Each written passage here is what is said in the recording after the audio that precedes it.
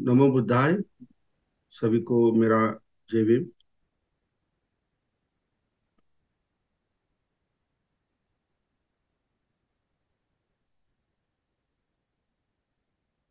हमने अभी तक विभक्ति के क्षेत्र में हमने प्रथमा विभक्ति, द्वितीय विभक्ति और तृतीया विभक्ति के कुछ हमने एग्जाम्पल लिए हैं, उदाहरण लिए हैं। और ये जो क्रियापद रहते हैं, क्रियापद के क्षेत्र में हमने वर्तमान, भूतकाल और भविष्य काल और विद्यर्थ, इसके प्रत्यय का हमने अध्ययन किया है। तो इस प्रत्यय को ध्यान में रखना चाहिए,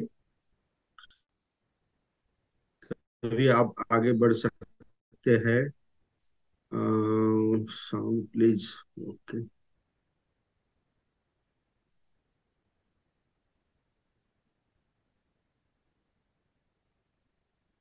हाँ, तभी हम अच्छी तरह से पाली सीख सकते हैं और समझ भी सकते हैं। उसका ट्रांसलेशन भी हम अच्छी तरह से कर सकते हैं।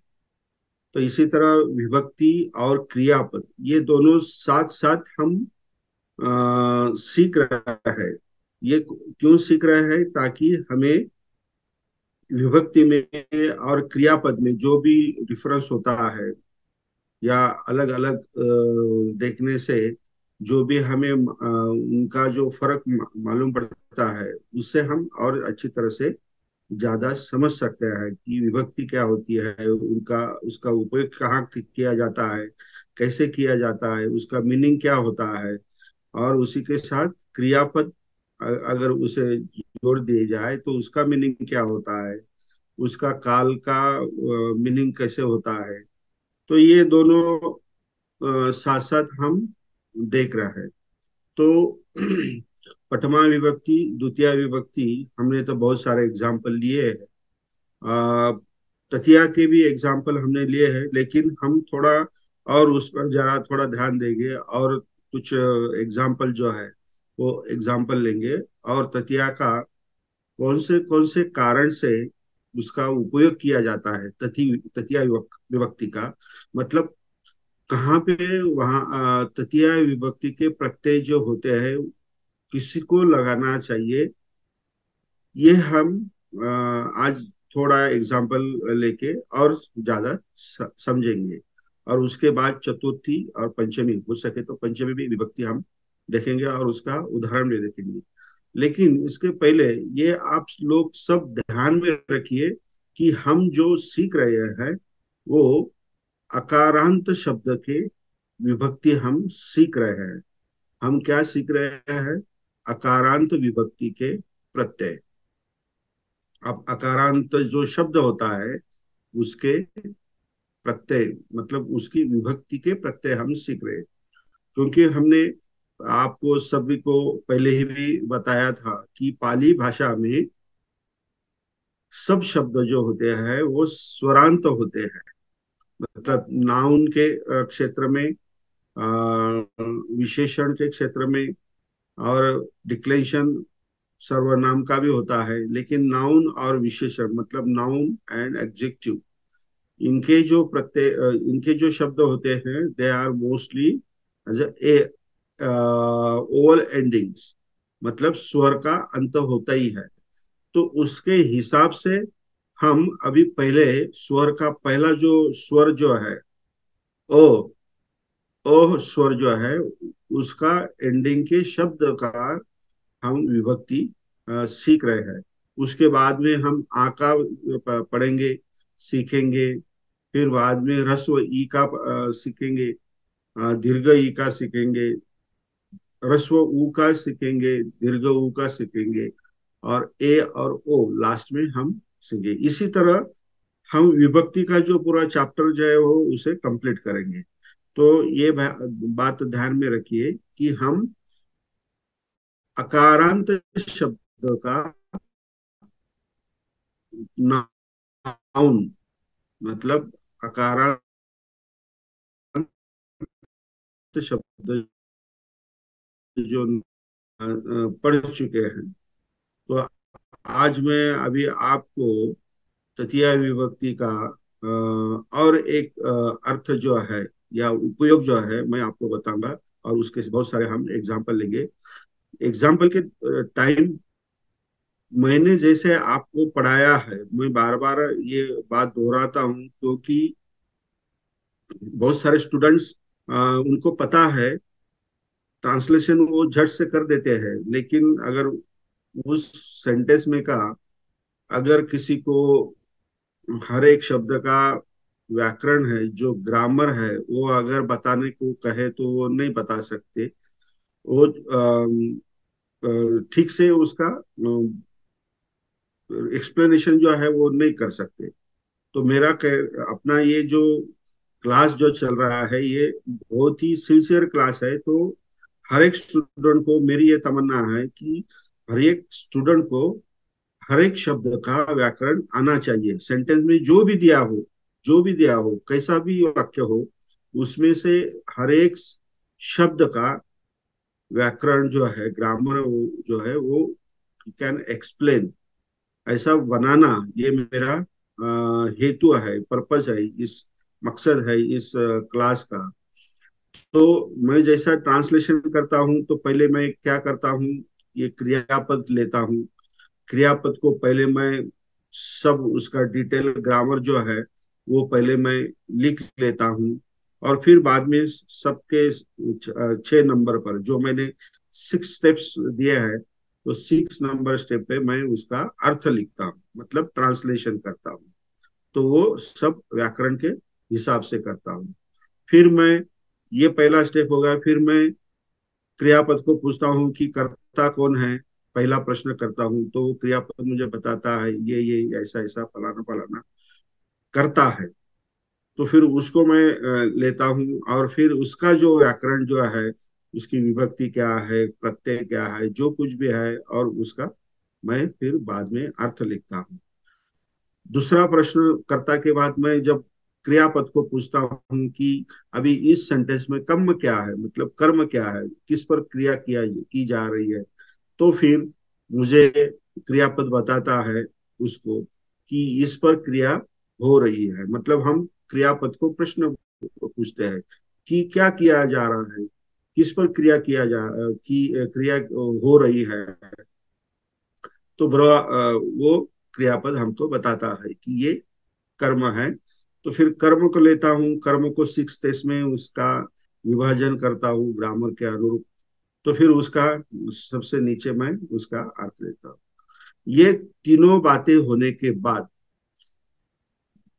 सेंटेंस में जो भी बाकी के शब्द है, उसको फिर सिक्वेंसली, मतलब वन बाय वन उसको लेना है। तो फिर सेंटेंस में का जो कि ये कर्ता कर्म और क्रियापद छोड़ के जो भी शब्द है, उसको वन बाय वन लेना है। और उसका फिर विभक्ति हो, जो भी हो, एक्सप्लेनेशन विभक्ति के अनुसार, तो वो हमें लिखना है और उसका अर्थ लेना है। फिर वो चाहे तृतीया का शब्द हो सकता है, चतुर्थी का भी हो सकता है, पंचमी का भी शब्द हो सकता है, क्योंकि ये विभक्ति के जो प्रत्यय जो होते हैं, जिन जिस जिस विभक्ति का प्रत्यय होता है, उसको हमें ढूंढना है, और उसका जो उपयोग है, अर्थ है, उसको लगाना है, और उस शब्द का अर्थ लिखना है। तो ये सारा जो प्रोसीजर है, दिस इज द काम, क्या बोलते हैं उसे, बिल्कुल ये सार है पाली सीखने का। इसी तरह हम अगर पाली सीखेंगे तो हम जल्दी आगे बढ़ जाएंगे, और हमारे मन में कोई कंफ्यूजन या डाउट नहीं रहेगा। तो मैं आशा करता हूँ अभी मैंने आपको सबको ये बता दिया है कि कैसे करना है। तो आज हम तृतीया विभक्ति का और सारा एग्जाम्पल लेंगे, और चतुर्थी का भी लेंगे, और पंचमी का भी लेंगे। और वो कौन सा, अकारांत शब्द का, मतलब बुद्ध शब्द जो है, वो हमने एग्जाम्पल के तौर पर लिया हुआ है। तो बुद्ध शब्द जो होता है वो अकारांत ही है। तो मैं स्क्रीन शेयर कर रहा हूँ।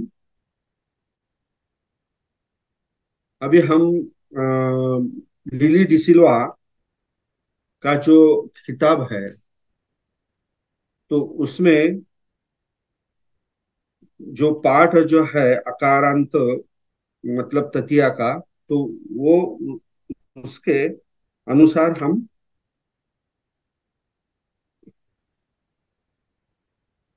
हम एग्जाम्पल लेंगे।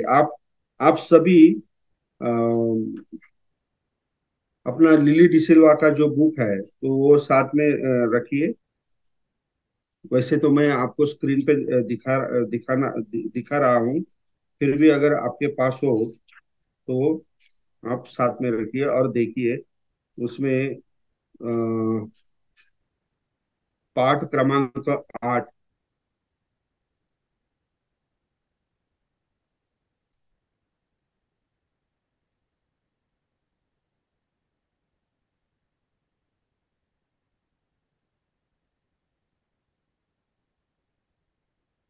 पाठ क्रमांक 8 नहीं है, ओके, आगे देखते हैं हम।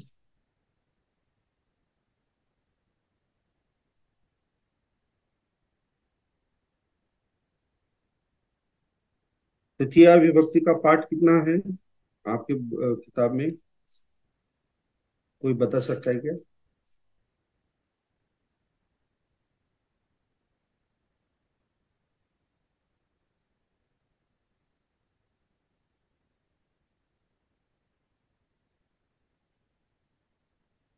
तीसरा है सर, पार्ट तीसरा। पाठ तीसरा। हम्म। Okay okay okay.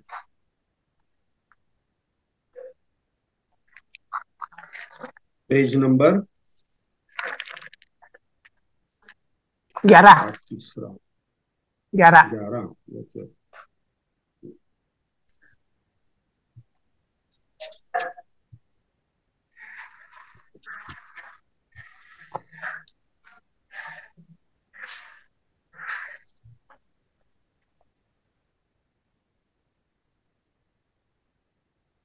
मेरा किताब फट गया है तो वो सब इधर उधर हो जाते हैं।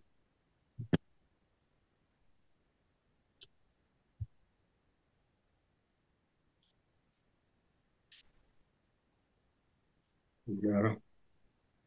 11 और प्लस 9।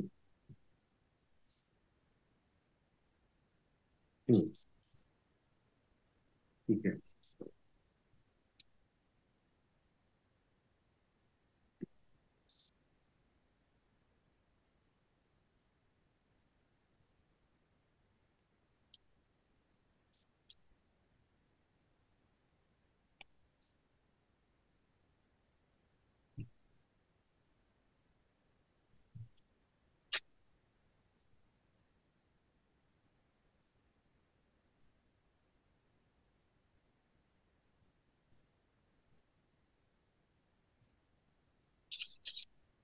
ये अभ्यास क्रमांक 3 यहाँ पे आया है।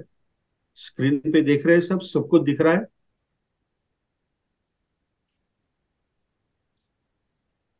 Yes sir. हाँ। तो पहला जो सेंटेंस है, बुद्धो सावके ही सद्दिम विहारं गच्छति। तो हमने अभी तक जो देखा है, तो एन प्रत्यय लगा हुआ है इसके साथ तृतीया विभक्ति का। हमने क्या देखा है तृतीया विभक्ति का? 1 मिनट है।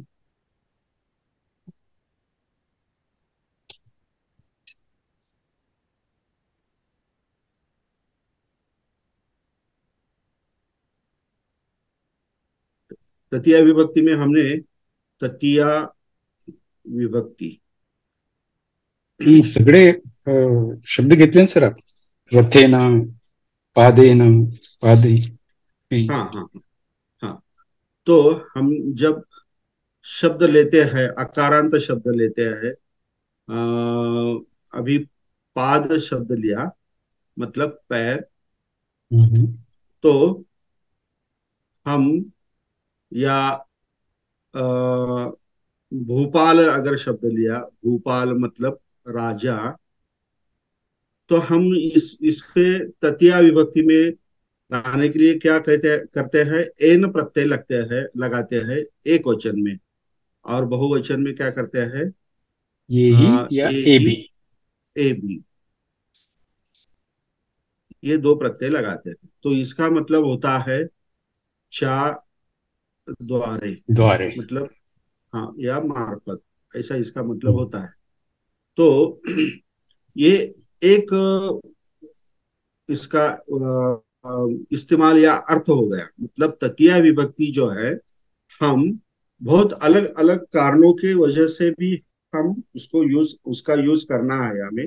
तो ये एक प्रकार हो गया। और दूसरा प्रकार जो होता है, जब हमें किसी को किसी के साथ दिखाना है, जब हमें हमें किसी को किसी के साथ दिखाना है, तो उस टाइम पे जिसके साथ है, जिसके साथ हमें दिखाना है, तो उस शब्द को या उस नाउन को भी हम एन प्रत्यय या हम्म, ए ही, ए भी प्रत्यय, मतलब ततिया का प्रत्यय हम लगाते हैं। मतलब किसी के साथ हमें दिखाना है किसी को, तो उस शब्द को हम तृतीया विभक्ति का एन ए भी प्रत्यय लगाते हैं। और उसके आगे ये जो शब्द है दो, सद्धिम या सह, ये दो शब्द हम लगाते हैं। तो इसका मतलब होता है साथ, साथ में, या उनके बराबर, उनके साथ। इसका सद्धिम और सह का मतलब होता है साथ में या उनके साथ। अगर हम भोपाल शब्द लेते हैं, भोपाल शब्द लेते हैं, और भोपाल के साथ कोई दूसरा कोई आदमी है या किसी को दिखाना है, तो हम इस भोपाल को तृतीया विभक्ति में लेंगे। तो तृतीया विभक्ति में इसका एन प्रत्यय हम इधर लगा देंगे, भोपाल प्लस एन, तो क्या होगा? भोपालेन। और अभी ये भोपाल के साथ, मतलब राजा के साथ हमें दिखाना है किसी को, तो ये भूपालेन, और इसके आगे हम क्या लिखेंगे? सद्धिम या सह, भूपालेन सद्धिम। ये तो इसका मतलब हो गया राजा के साथ। और मराठी में हम क्या कहेंगे? राजाच्या अच्छा, सोबत सोबत। किंवा राजाच्या बरोबर। ओके। अगर हम बुद्ध शब्द लेंगे और बुद्ध के साथ हमें लिखना है, समझना है, तो हम बुद्धे अनेक वचन में लेंगे। तो ए ही, ए भी तृतीया विभक्ति के प्रत्यय उसको लगाना है। बुद्धे ही या बुद्धे भी, ये सद्धि। हो गए तृतीया विभक्ति हो गई। तो हम्म, उसको हम साथ में, अगर बुद्धों के साथ में हमें कुछ दिखाना है या लिखना है, समझना है, तो हम सद्दिम या सह उसे जोड़ देंगे। हम्म, तो वो हो जाएगा बुद्धे भी सह। तो इसका मतलब हो गया बुद्धों के, साथ। बुद्धों के साथ, ऐसा इसका मतलब हो गया। तो ये सद्धिम और सह, ये आपको ध्यान में रखना है। अगर साथ में किसी को दिखाना है, तो सद्धिम और सह, मतलब जिसके साथ में दिखाना है, तो उस शब्द को हमें तृतीया विभक्ति के प्रत्यय, उस नाउन को हमें तृतीया विभक्ति के प्रत्यय जोड़ना है या लगाना है। तो ये आपको पक्का ध्यान में रखना है। समझ लीजिए, समझे आप? तो ए न या ए ही, ए भी, ये उस शब्द को लगाना है। उसके आगे सद्दिम या सह, ये आपको लगाना है। तो उदाहरण के तौर पर मैं अभी आपको यहाँ पे जो पहला जो उदाहरण जो है, बुद्धो, बुद्धो सावके ही, सावके ही, सॉरी, ये गैप नहीं है, ये सावके ही सद्धिम। सद्धि।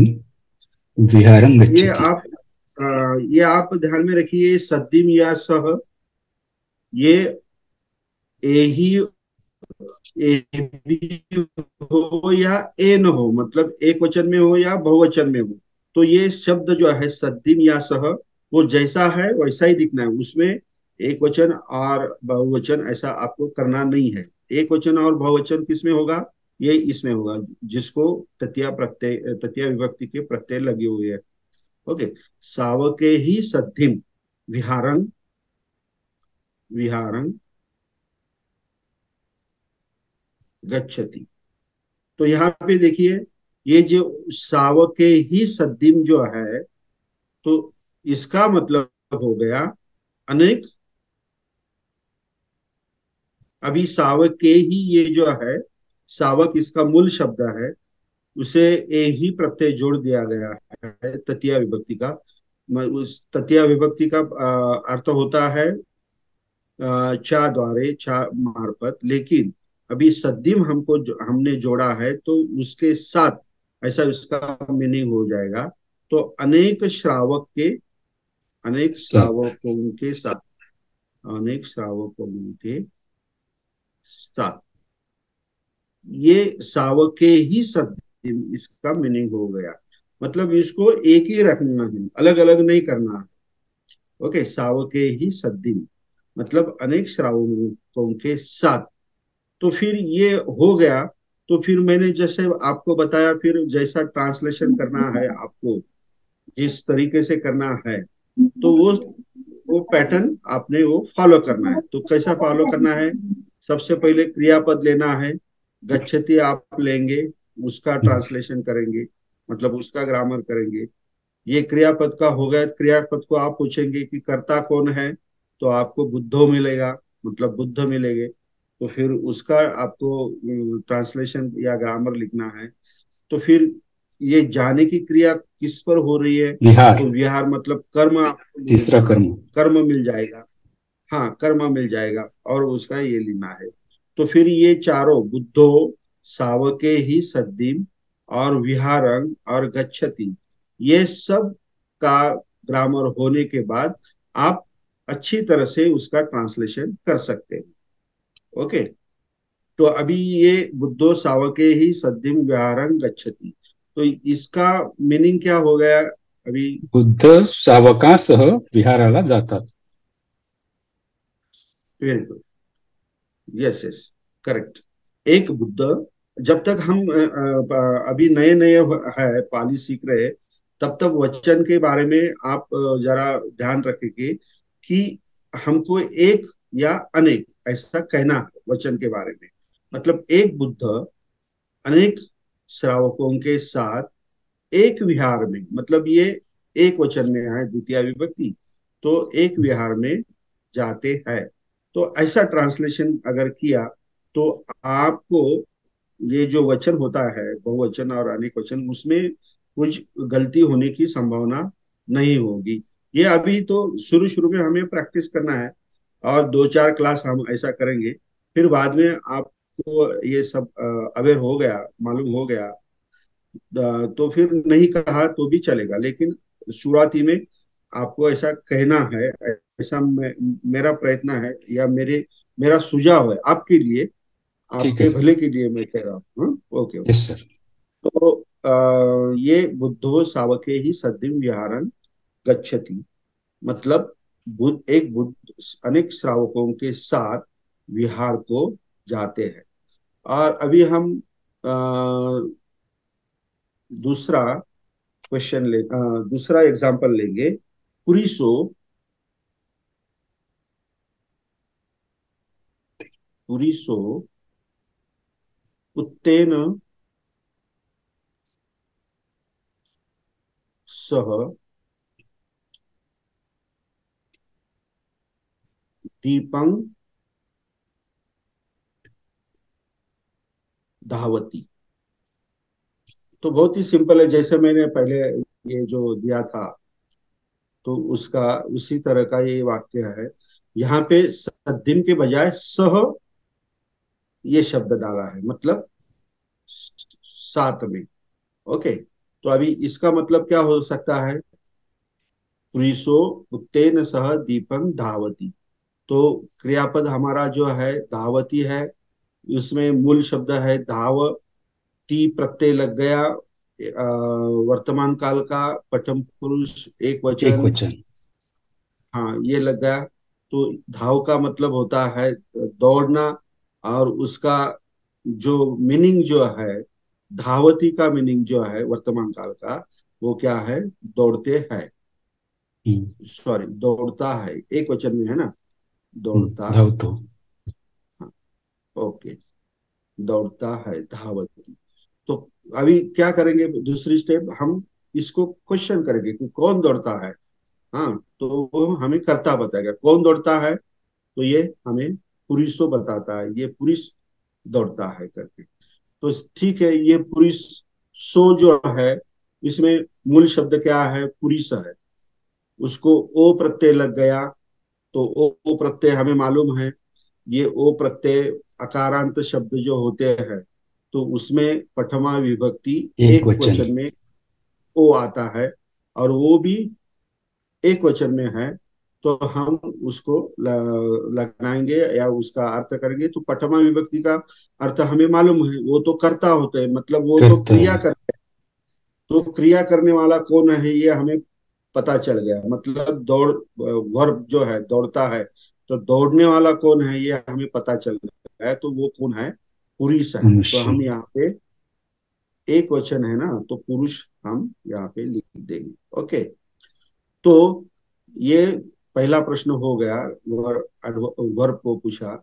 अभी दूसरा प्रश्न है, हम किससे पूछेंगे, क्या पूछेंगे, धावती को। हाँ, अभी कसला कशावर दौड़ने क्रिया की, करत है? हाँ हाँ, दौड़ने की क्रिया किस पर हो रही है, तो दीप पर हो रही है। दीप पर हो रही है। दीप, यहाँ पे दीप का मतलब होता है समुद्र में जो बेट होता है ना, उसको कहते हैं। दीप दीप। हाँ हाँ हाँ। तो ये बेट पर बेट के तरफ या बेट को दौड़ने की क्रिया हो रही है। तो ये हमें पता चल जाता है कि अभी ये इस पर क्रिया हो रही, तो ये कम हो गया। कम का मतलब होता है द्वितीय विभक्ति, और द्वितीय का विभक्ति का अर्थ क्या होता है, स या ला, उसे लगा देते, ट्रांसलेशन के लिए हम उसको लगा देते हैं। तो वो उसका मतलब होता है, अभी दीप का मतलब क्या है, मूल शब्द यहाँ पे दीप है, तो बेट है, उसको प्रत्यय क्या लग गया, अंग प्रत्यय लग गया, द्वितीय विभक्ति हो गई, एक वचन हो गया। तो बेट का मतलब क्या होता है, बेट, बेट को, या मराठी में हम अ, मराठी में हम बेटास किंवा बेटस म्हणतो सर, हायलँड। किंवा ला, हाँ हाँ, ओके, हम समझने के लिए लिख रहे हैं, लेकिन ठीक है।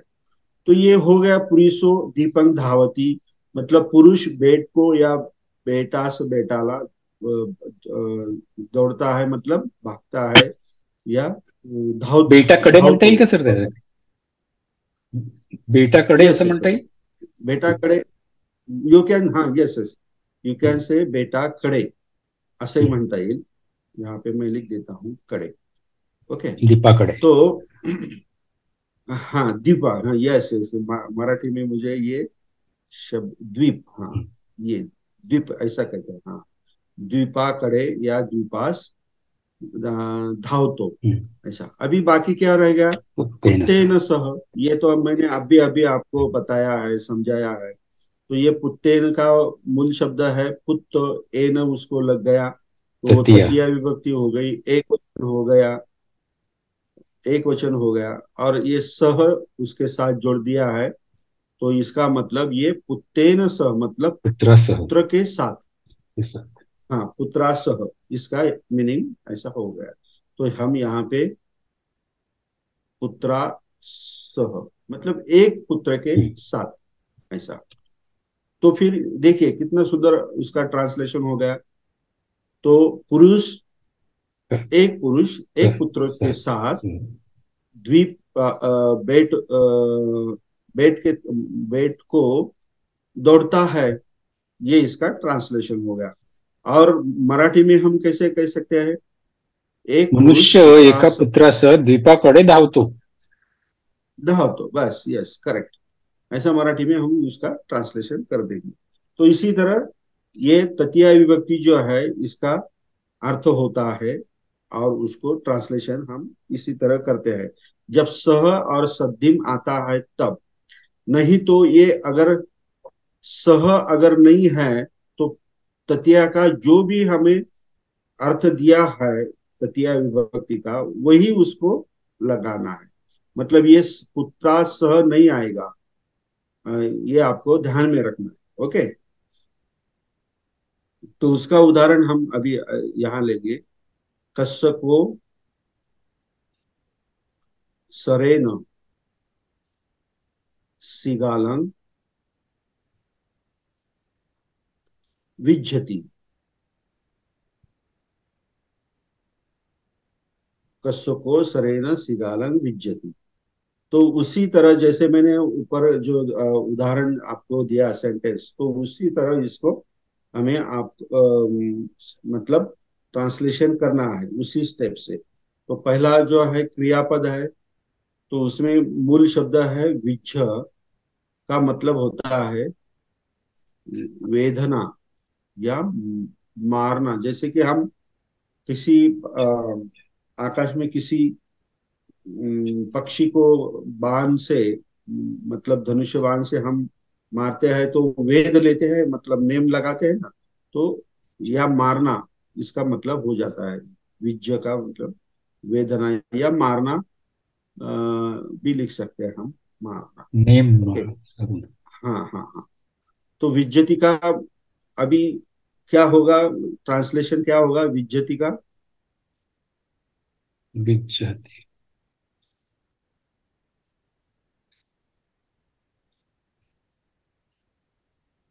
Who has raised hand? Unmute. Prahlad ji, please unmute.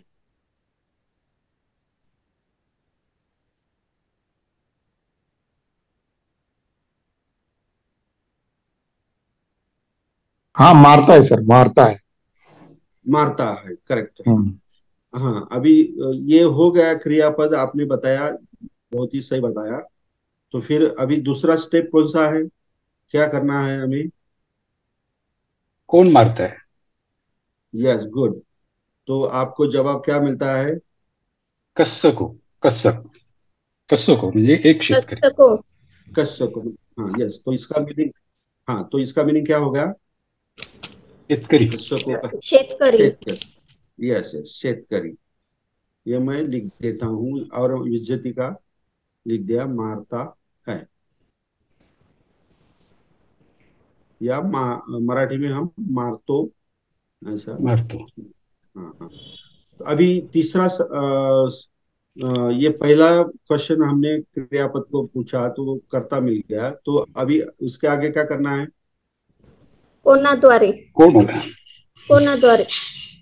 क्रिया कशावरती होत आहे? कोणावर, क्रिया कशावर होत आहे? हाँ हाँ, यस यस. मतलब हमें अगर आपने वर्ब को या क्रियापद को अगर सही सवाल किया तो ही सही जवाब मिलेगा आपको. अगर गलत उसको सवाल किया क्रियापद को, तो गलत आपको आंसर जवाब देगा. गलत गलत मिल आएगा. जाएगा. तो हाँ, तो किस पर क्रिया हो रही है, मारने की जो क्रिया है किस पर हो रही है, ऐसा उसको, हाँ, ऐसा ऐसा इसको पूछने का. सही तरीके से क्वेश्चन पूछना चाहिए, कुछ नहीं तो आप गलत हो जाए. ओके, तो किस पर हो रही है? सिगालन. तो ये क्या सिगालन. हो गया? हाँ, ये कम हो गया. मैं यहाँ पे लिख देता हूँ, ये कर्ता हो गया. ओके, हाँ. तो सिगाल का मतलब होता है, क्या होता है सिगाल का मतलब? हम्म.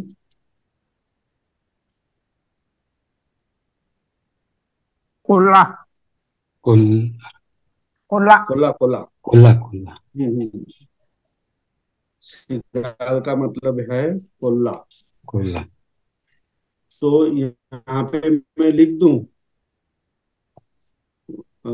हिंदी में क्या कहते हैं उसे, कोल्हा को? सियार. सियार. सियर. सियर. सियाल. सियार. सियाल. यार यार सी यार यार यार या सर याल म्हणताल यार याल, ओके याल, ओके। हाँ, तो ये कर्म हो गया, तो ये इसका ये हो गया। अभी बाकी क्या रहा? सरेन। सरेना सरेन तो रेना अभी अभी इससे बाकी जो शब्द रहते हैं तो उनको उनके हिसाब से आपको विभक्ति के अनुसार ट्रांसलेशन करना है। ट्रांसलेशन पहला क्या करेंगे हम? इसका मूल शब्द क्या है? Sir. Sir sir sir sir का मतलब होता है बाण बाण। बाण बाण तो उसको उसे क्या लगा? कौन सी ए न लगा, ततिया। एन हाँ, ततिया एक वचन। ए ना, तो वो तृतीय विभक्ति है और एक वचन है, एक नहीं? वचन तीर के साथ, तीर तीर से। हाँ हाँ। अभी इसका मतलब बाण है, तो तृतीय विभक्ति है, तो इसका अर्थ क्या है? बाणाने इसके द्वारा, बाणाच्या द्वारे बाय विच। हाँ हाँ, by which, by home, by which you can say. हाँ, तो फिर ये बाण जो है, तो हम उसको क्या करेंगे? इसका आखिरी मतलब क्या हो गया? सरेन का मतलब क्या हो गया? तीर द्वारा, बाणाद्वारे हाँ, बाणाद्वारे, तीराद्वारे, किंवा बाणाने, बाणाने ओलाला वेधतो कोल्ह्याला मारतो। Yes yes. तो इथे बाणाने, शेतकरी बाणाने कोल्ह्याला मारतो। हाँ, द्वारे किंवा मान, हो गया ट्रांसलेशन। शेतकरी, एक शेतकरी एका बाणाने एका कोल्ह्याला मारतो। मारतो। और इसका हिंदी में कैसा ट्रांसलेशन हो जाएगा? एक किसान हाँ, एक तीर से, बाण से तीर से, हाँ हाँ, तीर से एक सियार को मारता है। मारता। गुड, ओके, वेरी सिंपल ना? Yes yes sir. सर। हाँ हाँ, ओके। अभी हम अगला सेंटेंस लेंगे। अभी आप बता सकते हो कि सर ये लीजिए, वो लीजिए। आपको अगर कि आपने अगर पढ़ा हुआ हो और आपको कोई कठिनाई आ रही है, तो हम ले सकते हैं। हम 10 नंबर का लेंगे। ओके। तर दुसऱ्या नंबरचं वाक्य होतं, पुरीसो पुत्तेन सह दीपक धावती आपण केलेलं. धावते. हाँ त्याच्यामध्ये आपण हाँ हाँ, सह काढला, त्याचा फक्त पुत्तेनं ठेवलं तर अर्थ असा होईल का सर? मनुष्य पुत्रासह नाही होणार, पुत्राच्या द्वारे द्वीपाकडे जातो. हो, वैसे ही होगा ना? बरोबर. हाँ ठीक हाँ, sir, okay, thank you. Grammatically you are correct. आलं सर. Okay sir. पुत्राच्या द्वारे किंवा पुत्राच्या मार्फत हा, द्वीपाला धावतो धावतो. हा, दीपाकडे धावतो. ओके, अभी हम लेंगे भूपाला पंडितेही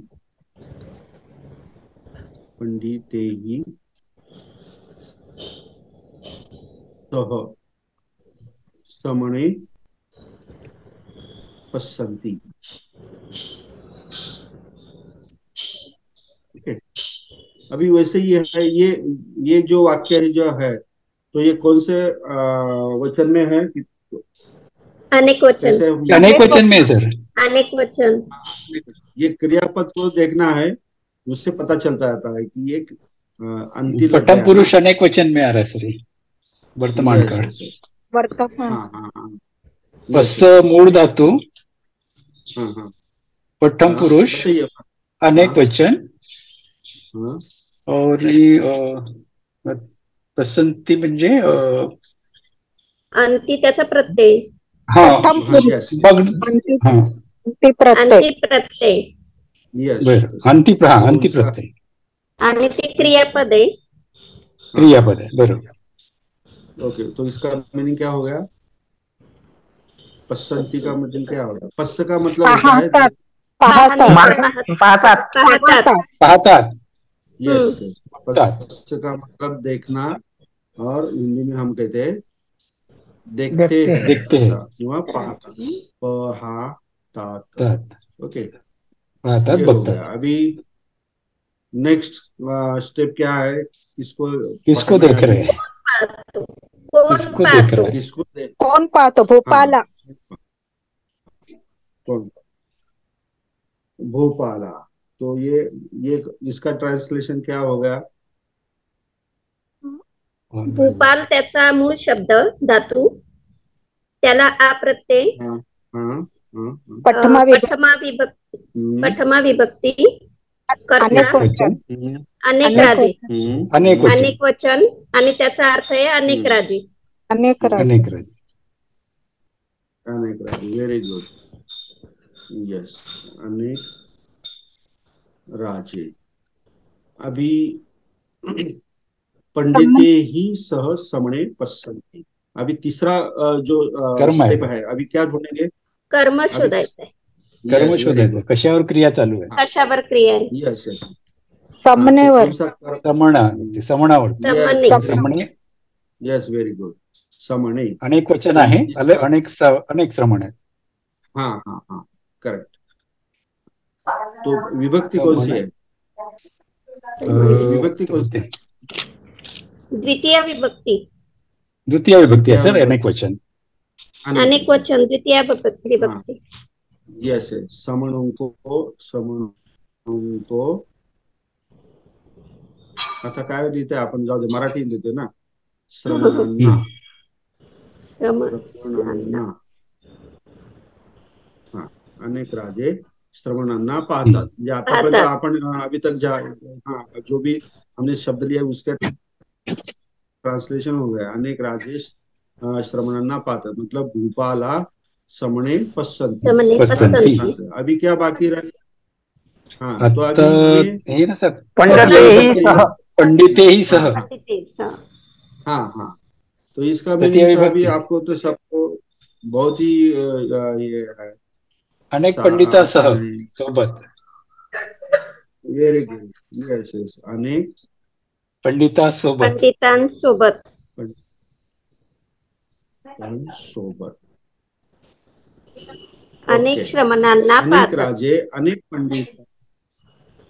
अनेक पंडितांसोबत पंडितासोबत श्रमणांना. श्रमणांना आता मी इथे पाहतात. अनेक बघतात श्रमणांना नाही म्हटलेलं, श्रमणांना पाहतात किंवा पाहतात. बघतात.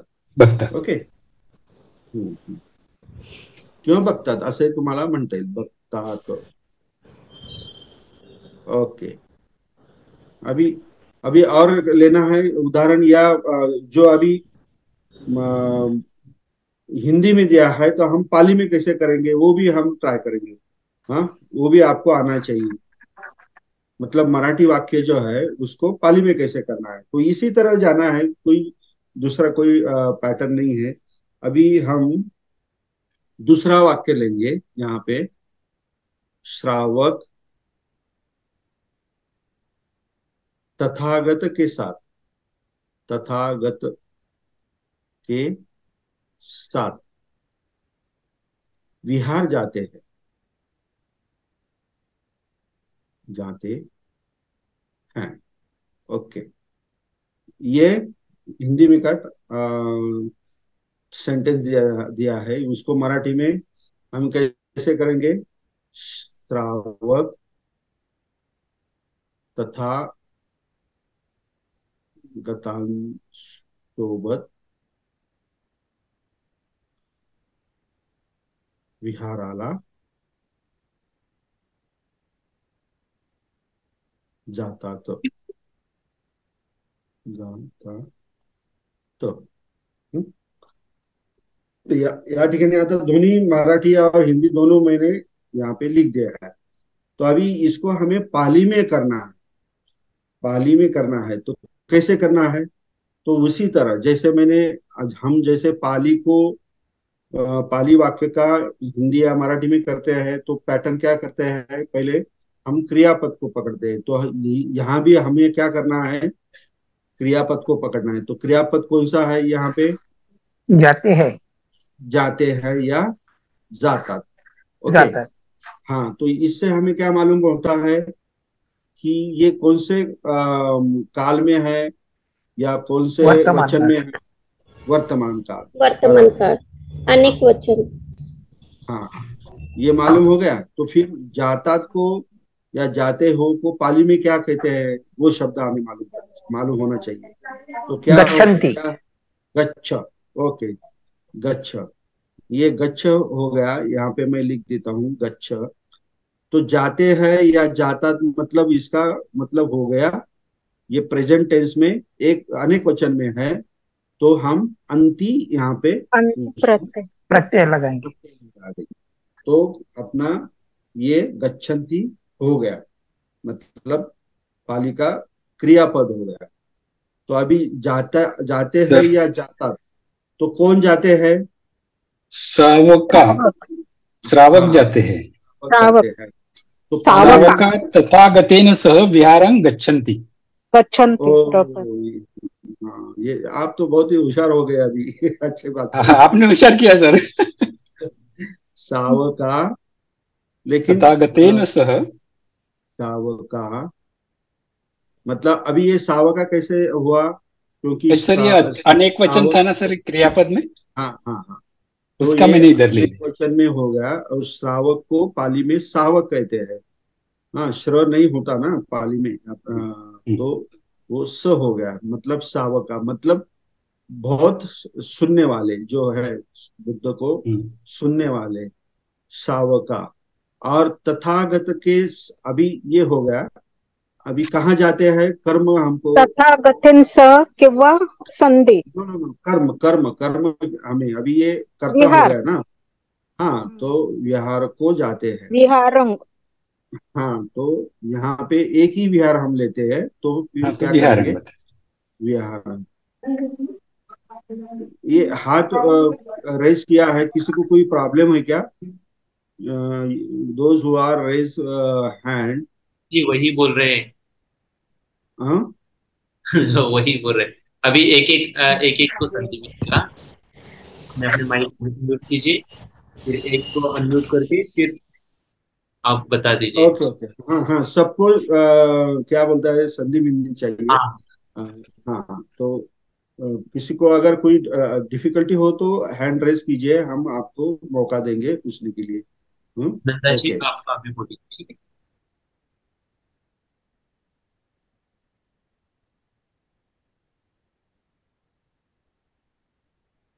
पहले कोई पूछ रहा है? केदारनाथ जी आप अनम्यूट कीजिए। नहीं सर। नहीं ना, हाँ हाँ, ओके ओके। विहार मतलब एक विहार को जा रहे, तो हम द्वितीय विभक्ति लगा देंगे वहां पे। तो विहारंग मतलब विहार के, और या विहारा कड़े, ऐसा इसका मतलब हो जाएगा। ओके, विहारंग। अभी बाकी क्या रहा? तथागत के साथ, तो मैंने आपको बताया है, सह या सद्धिम आपको लगाना है, और जिसके साथ जा रहा है उसको तृतीय विभक्ति लगानी है। तो जिस किसके साथ जा रहा है? तथागत के साथ। तो तथागत को हमें तृतीय विभक्ति लगानी है, मतलब तथागतेन, तथागतेन, मतलब तथागत, और उसका प्रत्यय तृतीया का एन हमने जोड़ दिया, तो वो क्या हो गया? तथागतेन। और साथ के लिए हम सह शब्द लगा देंगे, तो हो गया, पाली का वाक्य हो गया, मतलब सावका तथागते सह विहारं गच्छन्ति। हो गया, बिल्कुल। ये भी सिंपल है, सिर्फ आपको मैं जो जिस पैटर्न से सब कुछ कर रहा हूँ ना, वैसे करना है। आगे ज्यादा दौड़ना नहीं है, मतलब गलती से दौड़ते दौड़ते ज्यादा, दौड़ते दौड़ते गलती नहीं करना बैठना है आपको, समझे? तो धीरे से, मतलब जो कछुआ होता है ना, उसके चाल से हमें हमें चलना है, लेकिन स्टेडी और सही दिशा में चलना है, करेक्ट। ओके। नंदा जी जब पूछ। बाद में आपकी गति बढ़ जाएगी तो आप, मैं तो यहाँ पे सेंटेंस लिख दूंगा और झट से आप उसका ट्रांसलेशन भी कर देंगे, इतना आपका प्रैक्टिस हो जाएगा। तो बहुत ही अच्छी बात होगी फिर। ओके, अभी दूसरा एक वाक्य लेंगे हम। सर तथागते ही लेना, तथागते ही। नहीं, एक तथागत है ना, तथागत के साथ। अच्छा, एक है का? हाँ, हाँ, खाली तथागतों तथागत के है, साथ। हाँ, खाली तथागत है ना? तथागत क्या है? तथागता एक सोबत तथा, म्हणजे, हाँ, अच्छा, तथागतांसोबत। तो हाँ, हमने उसमें रिस्पेक्टफुली लिखा है ना मराठी में। अच्छा अच्छा, हाँ, हाँ, तथागतांसोबत हम तथागत के, तथागता सोबत असं नाही म्हणू शकत ना आपण। वी आर अच्छा, honour, Tathagata is honourable person for us ना, नाही का? त्यामुळे मग आपण तथागतांसोबत असं आपण म्हटलेलं आहे, आणि आपण त्याचं ट्रान्सलेशन एक तथागतांसोबत म्हणजे तथागतेन सह म्हटलेलं आहे. अच्छा, आता ओके, अनेक, हा, अनेक तथागतांसोबत जर तुम्हाला जर म्हणायचं असेल, तुम्ही तर म्हणू तथा शकता. गते ही. हा, तर अनेक तथागतांसोबत जर म्हणायचं असेल तर तथा तथागता गते गते ही. ही हम्म, सह, ऐसा आप लिख सकते हो. तो इसका फिर ट्रांसलेशन क्या हो गया? अनेक श्रावक अनेक तथागतों के साथ एक विहार को जाते हैं, ये इसका ट्रांसलेशन होगा. You can write this in this हो sir, pattern. Thank you. Okay okay okay. हाँ, अभी हम और एक उदाहरण लेंगे, फिर बाद में हम तृतीय विभक्ति को बंद कर देंगे, मतलब समाप्त कर देंगे, और चतुर्थी विभक्ति हम पढ़ेंगे. ओके, तो अ, हॅलो हॅलो हाँ हाँ सर, हाँ हाँ, जयभीम. जयवीन सर जयवीन. सर, मला हे विचारायचं होतं. सद्धिंग आणि सह, सद्धिंग कधी लावायचं आणि सह कधी लावायचं? नो नो नो, दोघांचा अर्थ सारखाच आहे. हा, तुम्ही सद्धीम लावा किंवा सह लावा. अच्छा, ठीक हाँ आहे हाँ, सर. ते तुमच्यावरती आहे थँक्यू सर. अवलंबून. सद्धिम का भी अर्थ होता है विथ, और सह का भी अर्थ होता है विथ, म्हणजे अच्छा, सोबत. ओके. हाँ. ठीक आहे. काही हम्म. फरक नाही ना त्याच्यामध्ये, म्हणजे याच्या नाही नाही समोर लावायचं बघ सद्धिंग, की याच्या नाही नाही सह नाही लावायचं, नाही, असं काही तसं नाही. नाही, तसं काय. Thank you sir. ओके. हाँ, तो मैं एक दूसरा उदाहरण ले रहा हूँ अभी. व्यापारी बाणों से, बाणों से मृगों को, मृगों को मारते हैं. ओके, अभी इसको पाली में करना है. कैसे करेंगे? पहले क्या करेंगे? सबसे पहले हम क्या करेंगे? मारते हैं, ये जो क्रियापद है, तो उसको हम लेंगे पहले. तो मारते हैं, तो ये इससे पता चल जाता है क्या है, ये अनेक वचन में है, मतलब पहरंती. तो मारने को हम पहर, ये शब्द यहाँ पे लेंगे, मतलब मारना. तो मारते हैं, ये जो है ये वर्तमान काल में है और अनेक वचन में है, और ये प्रथम पुरुष का वाक्य है. तो इसी हिसाब से हम मारते हैं का पाली में हम क्या करेंगे ट्रांसलेशन? पहरंती, पहरंती. ओके, पहरंती मतलब वर्तमान काल, अनेक वचन, और प्रथम पुरुष. पहर का मतलब है मारना, और पहरंती का वाणी मतलब सर, ये वाणिजा है. सरे ही मिग्गा पहरंती. वाणिजा का क्या? सरे ही वाणिजा। सरे ही हाँ बोलिए बोलिए। गा पहरंती। मिग्गा बोले आप? क्या बोले? हाँ, मृगों को ना सर, क्या कहा आपने? मृगों को। हाँ हाँ, तो क्या? हाँ तो मिग्गा। पाली में क्या? हाँ मिगा। हाँ, मिगा। मिग्गा हाँ यानी अब मिग्गे ही होता है सर, मिग्गे ही होगा, मिग्गा ही होता हाँ हाँ हाँ। तो ये देखिए, गलती बहुत जल्दबाजी करने में कैसे मिस्टेक हो सकती है। आपने कहा मिगा, मिगा ही कहा ना आपने? तो कौन बता सकता है कि यहाँ पे क्या मिस्टेक की उस उन्होंने, यादव है। साहब, मिग्गे ही सर, मिग्गे ही, हाँ? मिग्गे ही, क्या? मिगे ही? मिग्गे ही, ओ हरनों मिगे, को। मिगे ही। हाँ।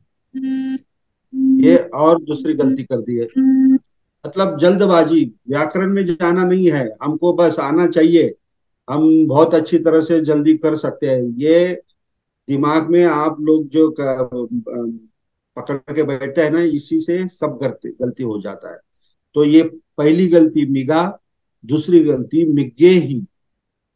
तो अभी मिग्गे ही, ये शब्द मिग, मिग्ग तो है ही नहीं, मिग है शब्द। तो आप कैसे मिग्गे मिग्गे कहते हैं और मिग्गे ही, ये कैसा हो सकता है?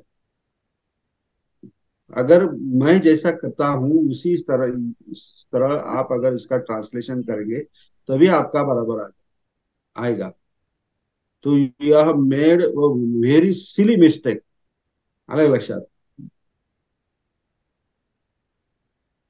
तो पहरंती, कौन बता सकता है इन्होंने क्या मिस्टेक की है? वैशाली जी, आप अनम्यूट कीजिए। मिगे द्वितीया हाँ अनेक वचन। हाँ, यस।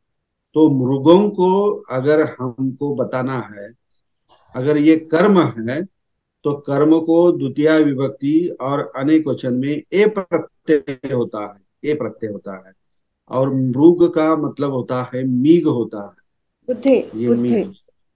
हाँ, तो मीग प्लस ए मिगे होता है। ओके। पूर्ण सांगू। तो ये द्वितीय विभक्ति अनेक वचन में, मतलब मृगों को, इसका सही पाली में ट्रांसलेशन ये मिगे हो गया। ये मिगा मिगे ही, मतलब ये सब अपने, अगर आप ऐसे करते रहेंगे तो हमारा क्लास का कोई उद्देश्य सफल ही नहीं होगा, और साथ में हमारा नाम भी खराब कर देंगे आप लोग। ऐसा मत कीजिए प्लीज। ओके। नहीं जल्दी में नहीं आया तो शांत बैठिए, जो भी बताएगा ना तो उसका सुन लेना, और फिर हमने क्या गलती की या हम क्या गलती करने वाले थे ये समझ लेना, लेकिन गलत मत कहना। ठीक है, गलत हो भी जाएगा, लेकिन इतनी सिली मिस्टेक नहीं करना जैसे कि मुझे बार बार वही बात कहने के लिए दोहराना पड़े। ऐसे बार बार वो गलती नहीं करना है। हाँ, अगर हो गई गलती तो उसमें कुछ घबराने की कोई जरूरत नहीं, मैं तो क्लियर कट कर ही दूंगा आपको। ओके। तो पहरंती ये हो गया, तो इसको हम क्या कहेंगे? कौन कौन पहरंती? तो व्यापारी, ये कर्ता हो गया। तो व्यापारी है, तो इसको हमें पाली में करना है। तो पाली में करना है तो पहले हमें सोचना पड़ेगा कि ये मारते हैं, तो ये एक नहीं है, तो ये अनेक है। तो फिर ये व्यापारी का जो पाली में जो शब्द होता है वो होता है वाणिज्य। ओके, वाणिज्य। अगर ये अनेक है तो हमें ये पाली में अनेक वाणिज्य करने के लिए कौन सा प्रत्यय लगाना पड़ेगा? यहाँ पे आ प्रत्यय लगाना पड़ेगा। हाँ, तो वो हो गया वाणिज्य। ओके। तो ये हमें कर्ता मिल गया, ये क्रियापद मिल गया। वाणिज्य पहरंती में इसका मतलब होता है अनेक व्यापारी मारते हैं। लेकिन किसको मारते हैं? मारने की क्रिया किस पर हो रही है? तो मृगों को। और ये यहाँ पे देखा, ये देखिए यहाँ पे मृगों को, मतलब हरणों पर, मतलब हरणानुवर्ती। ओके, मृगों को। तो मृगों को अगर हमें बताना है तो हम कौन सी भी कर्म इसे क्या पूछेंगे कि किस पर मारने की क्रिया हो रही है तो मृगों को, तो ये हमें मिल गया कम्म। तो कम्म का विभक्ति कौन सी होती है? द्वितीय विभक्ति होती है, द्वितीय। हमको सबको पता। ओके, अभी अभी आपको देखना है ये एक वचन में है या अनेक वचन में है, तो हम देखते हैं यहाँ पे क्या अनेक वचन में है, बराबर, अनेक हाँ। वचन में है। तो द्वितीय विभक्ति अनेक वचन में कौन सा प्रत्यय है? तो ए प्रत्यय ए। है। हाँ, तो फिर अभी मिग को, मृग का जो पाली में जो शब्द है मिग है, तो फिर ये मिग को ए प्रत्यय लगा देंगे, तो फिर वो क्या होगा? मिगे हो जाएगा, मिगे। ओके, यहाँ पे मैंने मिगे लिख दिया, मिगे। तो इसका मतलब हो गया मृगों को। ओके, मिगे का मतलब हो गया मृगों को। ओके, अभी ये हाँ बोलिए, हेलो। नहीं नहीं, हाँ, कंटिन्यू। अभी मारते हैं, मारते हो गया, अभी व्यापारी हो गया, मुर्गों को हो गया, ये तीन जो मेन जो है सरदार, ये तो हो गया अपना, मतलब क्रियापद, कर्ता और कर्म, ये हमारे तीनों सरदार है पाली के, ऐसा समझ के चलिए। तो पहले इसको रिस्पेक्ट देना है, मतलब इसको पहले ट्रांसलेट करना है हमें, ये पैटर्न आपको ध्यान में रखना है। फिर बाकी जो सैन्य है, सेना है, तो अभी क्या हो रहेगा? बाकी बाणों से। हाँ, तो बाणों से का मतलब है होता है बाण के द्वारा या तीर के द्वारा वगैरह, ऐसा होता है ना। तो पाली में बाण को क्या कहते हैं? सर। सर। हाँ, सर कहते हैं।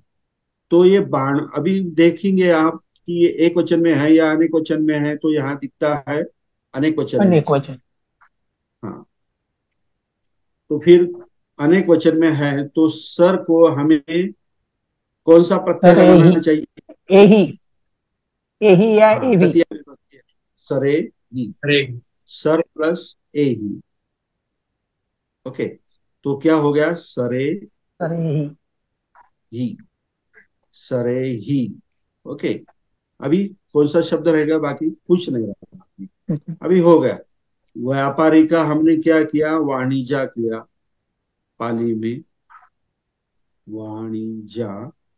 बाणों से हमने क्या किया? सरे ही। मृगों को हमने क्या किया?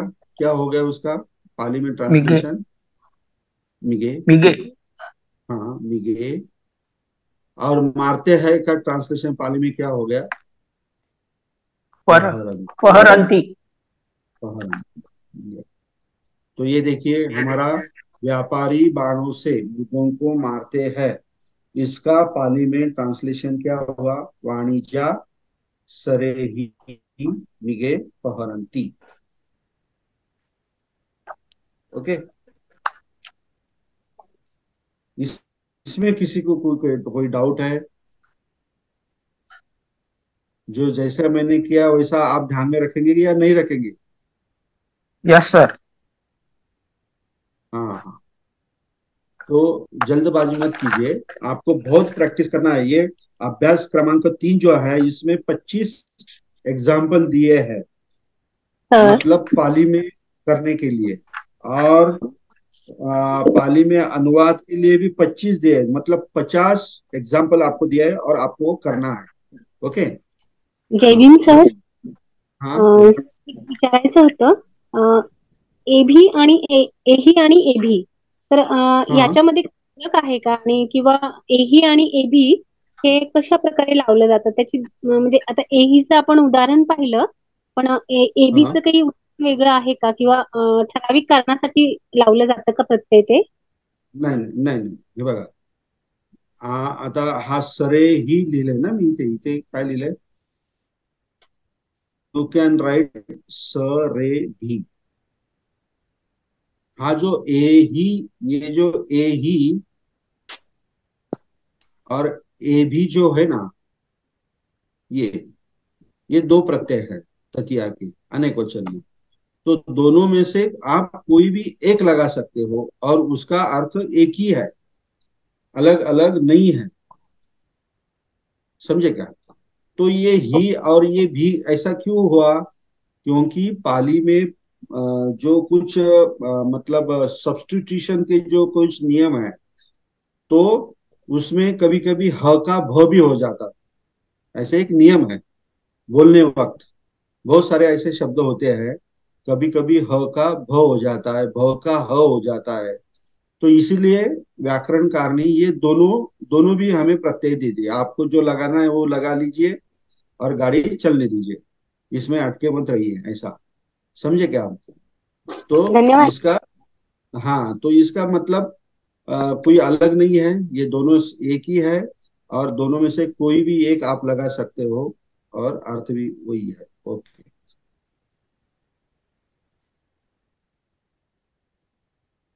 ओके। अभी किसी को और कुछ पूछना है इसमें? तो ये 50 जो एग्जाम्पल है आपको करना है। अभी मैं देख रहा हूँ कि जब से क्लास शुरू हुआ, मैं बहुत महत्वपूर्ण बात बता रहा हूँ, जब से क्लास शुरू हुआ तब 160 165 ये स्टूडेंट ज्वाइन हो रहे थे। लेकिन जैसे जैसे हम आगे बढ़ रहे हैं, तो थोड़ा क्या बोलते हैं उसका, जो स्ट्रेंथ है वो कम होते जा रहा है। मतलब अभी आज 125 स्टूडेंट्स हैं। तो जैसे जैसे हम आगे जाएंगे, तो सही मायने में सीखने वाले, जिसको बहुत अच्छी लगन है पाली सीखने की, तो उसकी संख्या 50 या 75 या 80 हो जाएगी। ये मेरा अनुमान है, ऐसा मैं समझता हूँ। अगर नहीं हुआ तो बहुत ही अच्छी बात है। लेकिन जैसे जैसे हम आगे बढ़ेंगे, तो आपको और कष्ट करना है, आपको और ज्यादा प्रैक्टिस करनी है। और जो नहीं करेंगे, नहीं समझेंगे, तो अपने आप इस पाली क्लास में से बाहर पड़ेंगे, निकल जाएंगे। तो ऐसा नहीं होना चाहिए, ये मेरे मन की बात मैं बोल रहा हूँ, दिल से कह रहा हूँ कि अभी ऐसा नहीं होना चाहिए। हर एक को ये ये जो संधि आपको मिल रही है, तो इसका आप पूरा पूरा इसका लाभ उठाइए। और अगर 100 या 125 अगर पाली के क्या बोलते हैं मास्टर बन गए, तो कितनी अच्छी बात हो जाएगी। तो ये बहुत बड़ी ये अभियान है, मतलब ये मराठी में क्या बोलते हैं हम, ये चळवळ आहे, चळवळ, बुद्धांच्या धम्माची ही चळवळ आहे। कारण हा बेस आहे, हा बेस जर तुमच्याकडनं नाही झाला, तर तुम्ही बुद्धांचा जो धम्म आहे तो पुढे घेऊन जाऊ शकत नाही, किंवा बाबासाहेबांनी जी काही चळवळ, धार्मिक चळवळ पुढे न्यायची ठरवली थी, ते तुम्ही नेऊ शकत नाही। तर ये कहने का मतलब क्या है कि आपको अभी 50 25 जो एग्जाम्पल है वो पाली में करने हैं, और जो मराठी में दिए हुए हैं उसको पाली में करना है। तो ये जो भी करेगा, जो भी स्टूडेंट करेगा, उसने मुझे व्हाट्सएप पे, मुझे मतलब मेरे प्राइवेट व्हाट्सएप पे आपको ये भेजना है। तो मैं जो भी पहला जो आएगा ना, तो मैं उसको बहुत सारे बधाई दूंगा, और मानूंगा कि नहीं, सही तरीके से लोग चाहते हैं कि हमें पाली सीखना है। ओके। तो अभी ये तृतीया विभक्ति के बारे में अगर किसको कोई डाउट है, तो ये बताएं, आप सर पूछ आपला सकते हैं। व्हॉट्सअप नंबर पण देऊन ठेवा सर। मेरा यही नंबर है ना, 9823678620। 9823678620।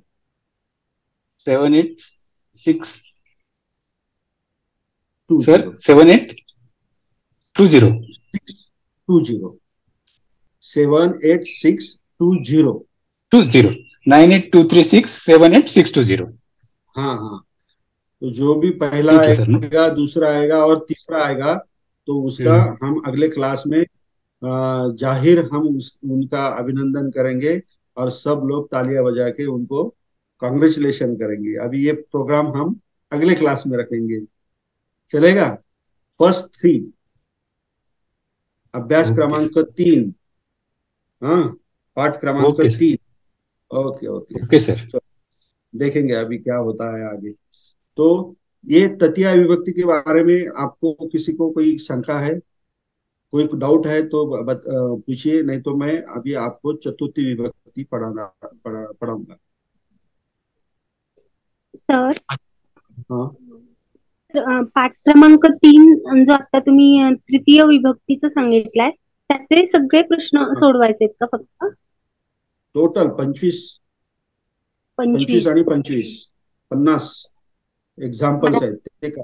मराठीतून आणि भाषेतून. ओके, हाँ, धन्यवाद सर. Thank you. और किसी को कुछ पूछना है?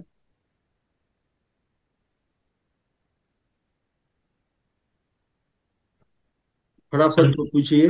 हाँ हाँ हाँ, पूछिए. हॅलो, बोलिए. जय भीम. नमो हाँ, बुद्धाय. नमो बुद्धाय. सर, आपण हे तृतीय विभक्तीचे जे उदाहरण घेतले हाँ, तर आणखी एक दोन घेतले तर समजायला थोडं जास्त म्हणजे सोपं जाणार. मागच्या क्लासला घेतले मॅडम, आताही घेतले, भरपूर घेतले. मागच्या क्लासपेक्षा आता खूप चांगलं समजलं सर. ओके, समजलं ना, समजलं म्हणतात तुम्ही स्वतः आणि म्हणतात परत एक घ्या. परत घ्या ओके सर, डाऊट क्लिअर होतील. Okay okay. अभी जे डाऊट आहे तेच विचारा ना, म्हणजे मी त्याच्यावरती तुम्हाला बरोबर मार्गदर्शन करतो. काय नाही, आता डाऊट आहे डाऊट तुम्हाला? तर नाहीये, पण असं वाटतं की आता परत म्हणजे चांगल्या पद्धतीनं आता तुम्ही 1 2 3 नंबर दिलाय तर त्याच्यामध्ये नंबर लागेल नाही आपला, पण मागून पुढून येऊ शकते माझं पण. नाही येऊ शकतो ना, का नाही येऊ शकत. आणि एक्झाम दिस इज आता ही तुमची तृतीय विभक्तीची एक्झाम आहे असं समजायचा. आणि त्यामध्ये तुम्हाला कोण किती पास होते हे लालूच वगैरे नाही मॅडम, हे उत्तेजनार्थ, प्रोत्साहित करना, हो, प्रेरित करना, इस अर्थ से हम ले रहे सब. हाँ, तरी ताकि पण 2 सबको. एक्झाम्पल देऊन परत एकदा समजावून सांगा म्हणजे ते पूर्ण पक्क होऊन जाईल. Okay okay okay okay. Thank you sir. तो हम अभी ये लेंगे एक उदाहरण. सिगाला, सिगाला,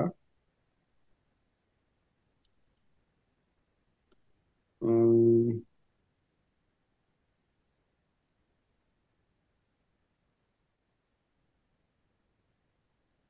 निगे ही सद्धे,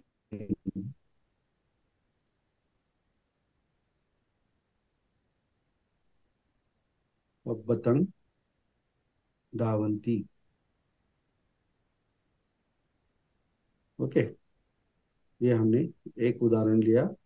ये पाली है, इसका हमें ट्रांसलेशन मराठी या हिंदी में करना है. तो सबसे पहले किसे पकड़ना है, हमारा दोस्त कौन है इस सेंटेंस में, हमारा दोस्त कौन है?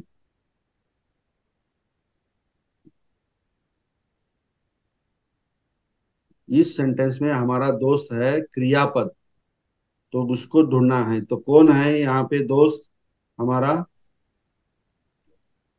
क्रियापद, और वो क्रियापद है धावंती. ओके. हम्म.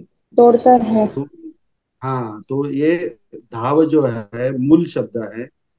ये मूल शब्द क्या है? धाव है.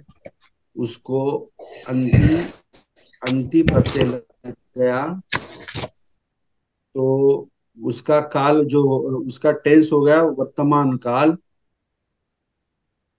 और अनेक वचन. अभी जैसे मैं कर रहा हूं वो ध्यान में रखिए. हाँ, ये मूल शब्द है धाव, अंति प्रत्यय लग गया तो अंति प्रत्यय वर्तमान काल में, अनेक वचन में और प्रथम पुरुष में आता है. प्रथम पुरुष. ओके. तो फिर मूल शब्द का जो अर्थ है क्या है? दौड़ना, मतलब अर्थ दौड़ना. ओके. तो फिर ये धाव और अंति का मतलब होता है, धावंती का पूरा शब्द जो होता है उसका मतलब होता है दौड़ता है. क्योंकि हमने देखा ना ये वर्तमान काल में है ना, दौड़ता है. ओके. तो ये क्रियापद हो गया। अभी दूसरा टारगेट जो है हमारा, किसे ढूंढना है? कर्ता को ढूंढना है। तो कर्ता को ढूंढना है तो हमारा दोस्त कौन है? क्रियापद धावंती है। तो उसे ही हम प्रश्न करेंगे कि कौन दौड़ रहा है, हाँ, कौन पढ़तो वगैरह। तो वो हमें, वो दोस्त होने के कारण हमें बता देगा कि यार साहब ये तो ये यहाँ पे लिखा है सिगाला, यही दौड़ रहे हैं, ये वो हमें बता देगा। तो सिगाला का मतलब क्या होता है? कोल्ला होता है ना। सियार क्या बोलते हैं आप लोग को इसे? सियाल, सियाल, ओके, या कोल्ला। तभी इसका हम व्याकरण देखेंगे तो ये मूल शब्द है, इसमें क्या है? सिगाल है, सिगाल है। और ये तो यहाँ तो सिगाला दिया है, तो इसका मतलब ये हो गया कि इसे आ प्रत्यय जोड़ दिया गया है। ये तो नाउन है, सिगाल तो नाउन है, ये धावंती क्या है? क्रियापद है, इसलिए इसका विश्लेषण ऐसा हो गया। लेकिन अभी नाउन है नहीं है, तो सिगाल का मतलब कोल्ला हो या सियाल हो गया, और उसमें आ लग गया विभक्ति का, तो हमें मालूम है कि आ विभक्ति प्रथमा विभक्ति में आता है, प्रथमा विभक्ति में आता है। और आ जो है ये एक वचन है, सॉरी, अनेक वचन है, अनेक वचन है। आ मतलब बुद्धो बुद्धा, ऐसा, ओके, अनेक वचन है। और प्रथमा विभक्ति का अर्थ क्या होता है? कर्ता होता है, ये भी हमें मालूम है। मतलब क्रिया करना वाला कौन है? तो ये कोल्ला है, सियाल है, सिगाल है। तो ये सिगाला का मतलब क्या हो गया फिर? ये सिगाला का मतलब हो गया अनेक, अनेक सियाल, मतलब अनेक कोल्ले, अनेक कोल्ले, ओके, अनेक कोल्ले। तो ये हो गया। अभी हमने क्रियापद देखा, कर्ता देखा, और तीसरा स्टेप जो है हमारा क्या है? कर्म को ढूंढना है, मतलब द्वितीय विभक्ति को ढूंढना है। कर्म का मतलब द्वितीय विभक्ति होता है। तो फिर हमारा दोस्त कौन है? क्रियापद है, उसके पास जाएंगे। तो फिर ये उसे पूछेंगे दौड़ता है तो किस पर दौड़ता है, कहाँ दौड़ता है, किसकी ओर दौड़ता है, कैसे नहीं दौड़ता है, मतलब ये दौड़ने की क्रिया किस पर हो रही है। तो वो हमारा दोस्त होने के कारण वो हमें झट से बता देगा कि ये पर्वत पर, मतलब पर्वत पर, पर्वत के पर जो कुछ क्रिया हो रही है ये है। तो हम उसे झट से उसे बता देंगे कि ये कम्म हो गया। तो कम्म हो गया तो हमें मालूम है कि ये कम्म का विभक्ति कौन सी होती है? द्वितीय विभक्ति होती है, द्वितीय विभक्ति। और पब्बतंग, पब्बत है तो उसपे अनुस्वार है, तो अंग प्रत्यय आ गया है। तो हमें मालूम है कि द्वितीय विभक्ति का ये क्या है? अंग प्रत्यय है। और अंग प्रत्यय हमें ये मालूम है कि ये एक वचन में है, मतलब ये एक वचन में है, मतलब ये एक ही पर्वत पर क्रिया हो रही है, ओके। और पब्बत का मतलब होता है पर्वत होता है। और पब्बतंग, उसको ये जो लगाया है अंग प्रत्यय, तो उसके साथ पब्बतंग का अर्थ क्या होता है फिर? पर्वत की ओर, पर्वत की ओर हिंदी में हो गया।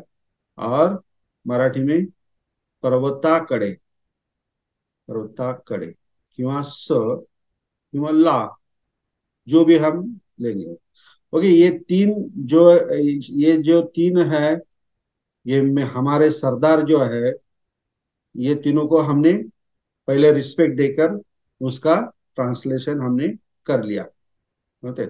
लग्नामध्ये नाही का, तुम्ही जे सगळ्यात मोठे जे पाहुणे असतात त्यांना सर्वात आधी याच्यावर बोलवतात, स्टेजवर फेटा वगैरे काय असेल नसेल ते देऊन त्याचा मान सन्मान करतात। तो वो आपके लिए बहुत बड़े मेहमान होते हैं। तो क्रियापद, कर्ता और कर्म, इसके सिवा कुछ नहीं होता। तो इसको हम पहले रिस्पेक्ट दे देंगे, उसका मान सम्मान करेंगे और उसको ट्रांसलेशन करके छोड़ देंगे।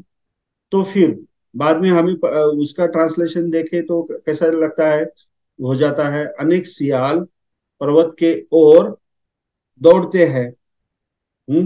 ये यहाँ पे दौड़ते हैं, ऐसा करना है हमें, क्योंकि धावंती ये अनेक वचन में है। सिंपल तो इसका ट्रांसलेशन हो गया। और मराठी में क्या होगा, अनेक कोल्हे पर्वताकडे धावतात। ये तीनों का जो है ट्रांसलेशन ये तो हो गया ऐसा, धावतात। ओके। तो अभी बाकी की जो बाकी की जो सेना है, सरदार तो हो गया, अभी सेना हो गया। मतलब जो मेन मेहमान जो है वो तो हो गए, अभी बाराती जो है, तो बाराती को अभी हमें साथ में लेना है, उसका भी समाचार लेना है, उनको भी थोड़ा थोड़ा फूल या कुछ तो भी खाना तो देना चाहिए ना। तो उनको भी हम अभी इसको साथ में ले जाएंगे। तो बाकी क्या रह गया, मिगे ही सद्दिम। तो ये हमें तो पता है सद्दिम और स आया तो इसका मतलब होता है साथ।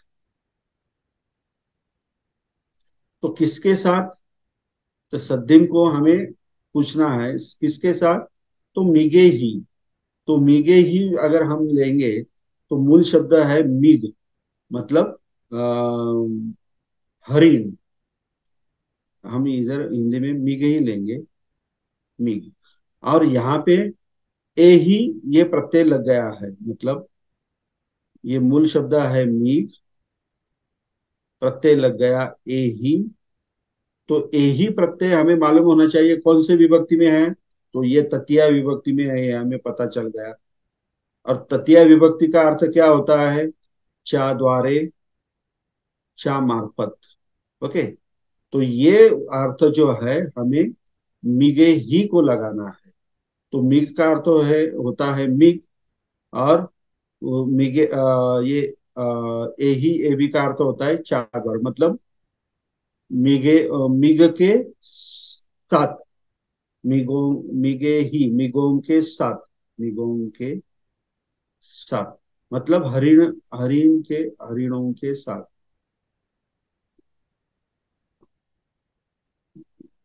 ये हो गया। और मराठी में क्या हो गया, हरिण, हरिणान सोबत। ओके। तो हो गया सब, ये तीनों हमारे सरदार भी हो गए, ये बाराती भी हो गए, सब हो गए, इनके सबके ट्रांसलेशन हो गए। और सिर्फ हमें अभी एक लाइन में सबको जरा क्या बोलते हैं शिस्त लगाएंगे, तो उसको अपने अपने जगह पे रखकर उसको हम पढ़ेंगे। तो अनेक सियाल मिगों के साथ पर्वत के ओर दौड़ते हैं, ये हिंदी में हो गया ट्रांसलेशन। और मराठी में क्या हो गया, अनेक कोल्हे हरिणांसोबत पर्वताकडे धावतात। एक पर्वताकडे अनेक हरिणांसोबत अनेक कोल्हे, ऐसा हम कहते हैं। अभी ये इसी तरह आपको सबको करना है ट्रांसलेशन। अभी इसमें कोई दिक्कत है, अभी मैंने बहुत बार ऐसा ही पढ़ाया है, लेकिन और आपके रिक्वेस्ट की वजह से मैंने आपको ये पढ़ाया। ओके, अभी समझ में आया मैडम? ठीक है। थैंक यू सर, गुड हो मैम, समझ, थैंक समझ यू, गया। Thank you. हो ओके हो, ओके थैंक यू। ओके। अभी हम चतुर्थी विभक्ति के तरफ जाएंगे। तो चतुर्थी विभक्ति जो है, हमने अभी तृतीया क्या क्या देखा, हमने प्रथमा विभक्ति देखा, उसमें ओ प्रत्यय है और बहुवचन में आ प्रत्यय है। द्वितीय विभक्ति हमने देखा, उसमें अंक एक वचन में प्रत्यय है और ए ये बहुवचन में है। अभी हमने तृतीय विभक्ति देखा, उसमें एन प्रत्यय है और ए ही और ए भी ये प्रत्यय है। तो ये होता है कर्ता, हमने देखा, उसके उदाहरण दिए। ये द्वितीय विभक्ति होती है कम्म, मतलब जिस पर क्रिया होती है। और ये तृतीय विभक्ति जिसके द्वारा क्रिया हो रही है उसे हम तृतीय विभक्ति कहते हैं। मतलब उसे हम करण कहते हैं, करण। ओके, मतलब चा द्वारे, ओके, या मार्फत। तो अभी हम देखने जा रहे हैं चतुर्थी विभक्ति, चतुर्थी विभक्ति। ओके, तो जैसे ये प्रत्यय है एक वचन में और बहुवचन में, तो जैसे प्रथमा विभक्ति, द्वितीय विभक्ति, तृतीय विभक्ति, तो उसी तरह चतुर्थी विभक्ति के भी प्रत्यय है, वो है स या आय और आनंग। बहुवचन में क्या है?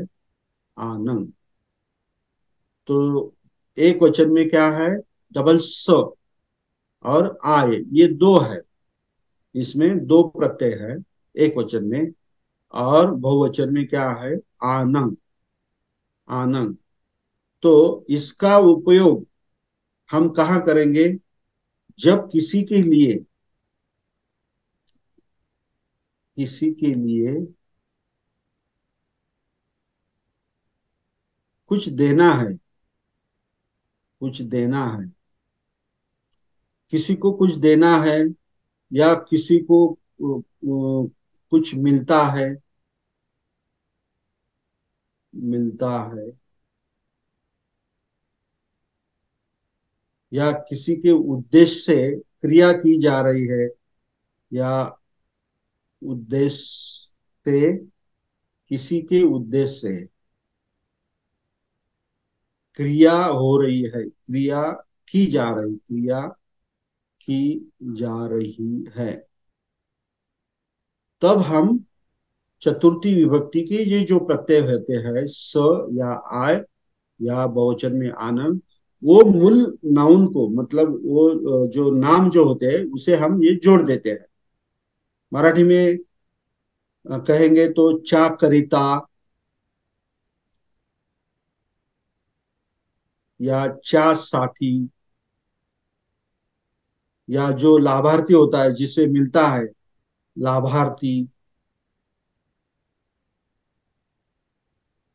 जो पण लाभार्थी असतो, ज्याच्यासाठी क्रिया केली जाते, ज्याच्या करिता क्रिया केली जाते, त्या नाउनला, त्या नामाला स आणि आय किंवा आनंद हे प्रत्यय आपल्याला जोडायचे असतात। तर हे प्रत्यय ज्या शब्दाला येतील त्याचा अर्थ काय होणार? किसी के लिए कुछ देना है, मिलना, अपना उद्देश्य क्रिया करना है, चा करता, चा साठी, चारा। तो इसी तरह यहाँ पे बहुत सारे ये भी है, क्या मतलब, शब्द भी आते हैं। तो वो शब्द हम लेंगे, उसका उदाहरण लेंगे। अभी हमने अगर बालक शब्द लिया, बालक, ये नाउन बालक लिया, और हमने अगर इसे डबल स लगा दिया, बालकस्य, सॉरी, बालकस्य, तो इस शब्द का मतलब हो गया कि बालक के लिए, या बालक को कुछ तो भी देना है, या बालक को लाभ होने वाला है, या बालकासाठी किंवा बालकाकरिता, असा अर्थ, इस तरह का अर्थ इस बालकस्य का होगा। मतलब बालका करिता किंवा साठी, या बालक के लिए, या बालक को, ये भी हो सकता है, को भी हो सकता है, क्योंकि ये, इसे मराठी में हम कहते हैं व्याकरण में संप्रदान। इस विभक्ति को क्या कहते हैं? संप्रदान। ध्यान में रखिए, संप्रदान। तो इसका मतलब होता है सम प्रदान, मतलब स्वयं देना है। तो प्रदान, सम प्रदान, ये दान नहीं उच्चारण करना है, प्रदान है ये। तो प्रदान का मतलब होता है देना। इसे हम अंग्रेजी में डेटिव कहते हैं, डेटिव केस। डेटिव का मतलब होता है देना। तो संप्रदान का मतलब होता है देना। तो किसके लिए क्या दे रहे हैं? बालक के लिए, बालका करिता, बालकासाठी। इसका ये, इस बालकस्य शब्द का मीनिंग क्या हो जाएगा? बालकाकरिता, बालकासाठी। अगर हम यहाँ पे बुद्ध शब्द लेंगे और उसे डबल स लगाएंगे तो क्या हो जाएगा? बुद्धस्स। तो इस बुद्धस्स शब्द का मतलब हो जाएगा बुद्धासाठी, बुद्धासाठी, बुद्धान करिता। मतलब एक ही बुद्ध है लेकिन हम बुद्धान करिता, हम ऐसा उसको कहते हैं। अगर हम मनुष्य लेंगे, मनुष्य शब्द लेंगे, तो ये सब अकारांत शब्द है। मतलब सबके लास्ट में हम का उच्चार करते हैं तो अकारांत हो जाता है। तो मनुष्य स अगर हम ऐसा लिखेंगे, मतलब ये जो स जो है प्रत्यय चतुर्थी विभक्ति का, हमने अगर इसे जोड़ दिया मनुष्य स, मतलब डबल ये स आ गया तो आपको कंफ्यूजन है। मनुष्य स तो मनुष्य के लिए, मनुष्य के लिए, या मनुष्य को, या मनुष्य को, मनुष्यासाठी,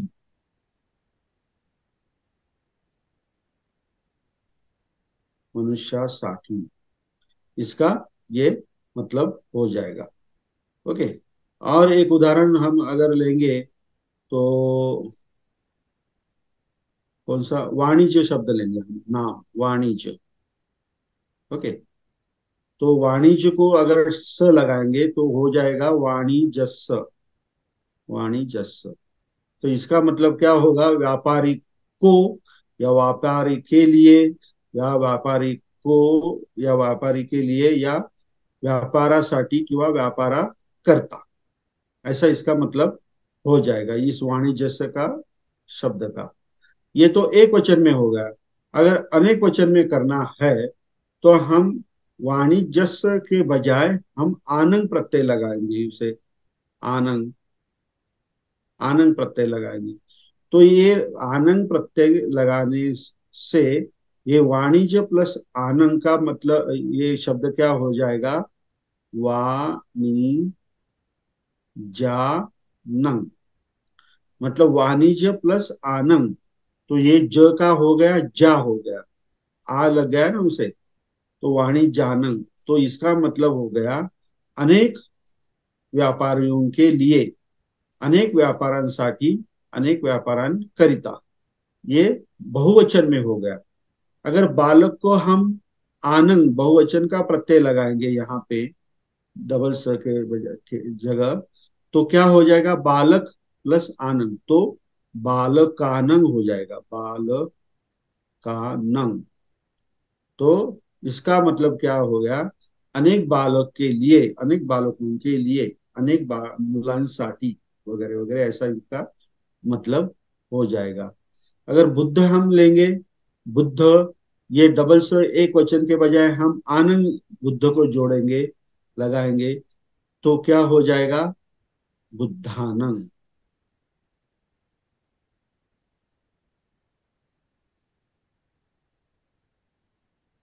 ओके। तो क्या हो गया? उसका मतलब क्या हो गया?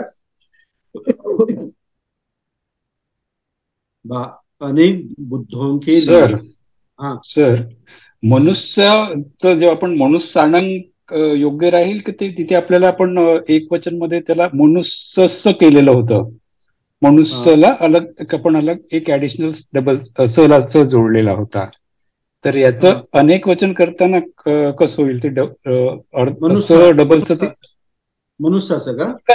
एकच सला स जोडलं राहील ना, डबल नाही राहणार. आधीच्या याच्यामध्ये आपण दोन स घेतले, जोडाक्षर, दोन सला स असे दोन शब्द, दोन अक्षरे हा, घेतली होती. मनुष्यस्स, बरोबर ना, हे घेतले ना आपण.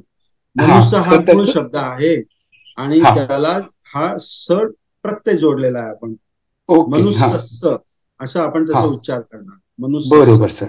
हा, आणि याचा जर अनेक वचनामध्ये जर करायचं असेल हा, तो मनुष्य अधिक आनंद, आनंद ये प्रत्यय हमने जोड़ दिया है यहाँ पे। ओके। हम्म, तो क्या हो गया? ये जो आ जो है वो ये स को संधि हो गई तो ये सा हो गया। मतलब ओके,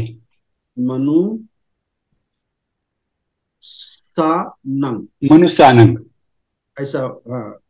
तो ठीक है इसका मतलब हो गया कि अनेक मनुष्य के लिए और हा, अनेक च्यासाठी, पुरुषाकरता म्हणजे अनेक मनुष्यांसाठी, पुरुषांसाठी वगैरे वगैरे असा त्याचा अर्थ येस होणार. Okay. Okay sir thank you. तो इसी तरह ये चतुर्थी विभक्ति जो है, तो इसका जो मतलब है और उद्देश्य जो है या अर्थ है, ये हमने अभी देखा उदाहरण के साथ. वाणिज, बालक, बुद्ध, ये सब हमने उदाहरण दिए, और एक वचन का प्रत्यय लगाकर भी हमने देखे और बहुवचन का भी प्रत्यय लगाकर हमने देखे. तो सिर्फ हमने अभी एक शब्द का अर्थ देखा है, लेकिन यही शब्द को अगर हम जब वाक्य में डालेंगे, वाक्य में हम लिखेंगे, तो उसका अर्थ कैसा होता है ये हम अभी अगले क्लास में देखेंगे. ओके. तो अभी ये जो चतुर्थी विभक्ति का जो पार्ट है, तो इसमें किसी को कोई डाउट होगा तो वो आप पूछिए, नहीं तो हम अपना क्लास वाइंड अप कर लेंगे. या कोई किसी को जनरल कोई भी डिफिकल्टी हो तो आप पूछ सकते हो, क्योंकि अभी टाइम हो गया है. तो ये अभी चतुर्थी विभक्ति का जो मैंने आज आपको ये पढ़ाया है, ये जो अभी जो भी टेक्स्ट पढ़ाया है, तो अभी अगले क्लास में मैं इसको दोहराऊंगा नहीं. तो आप ये अभी क्या बोलते हैं, ठीक से अभी सुन ले या समझ ले. नहीं समझे हो तो अभी भी आप 5 मिनट में हमें मुझे पूछ सकते हो, लेकिन ये अभी आपको बहुत ही अलर्ट रहना चाहिए. जो जो भी मैं कहता हूँ एक एक शब्द आपको ध्यान से सुनना है. ओके. और ध्यान में रखना है. तो किसी को अगर कोई डाउट हो कोई से भी इसमें, तो आप पूछ सकते हो. ये अभी मैं बंद कर दूं? जी जी. हम्म. माधव जी आप प्लीज.